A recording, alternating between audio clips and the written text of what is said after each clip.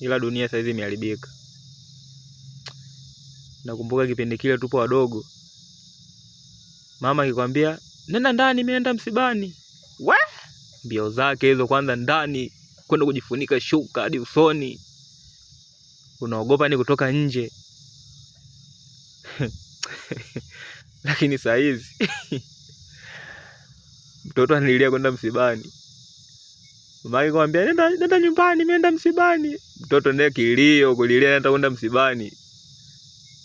Ukiona watu wanaenda kuzika, mtoto ndo kwanza anaenda kusimama barabarani kuangalia. Wakati kipindi kile ukiona watu wanaenda kuzika, dade mbio zake hizo ndo kujifungia ndani.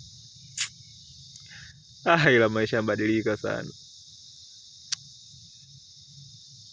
Sijui nani aliyopotosha uoga wa watoto.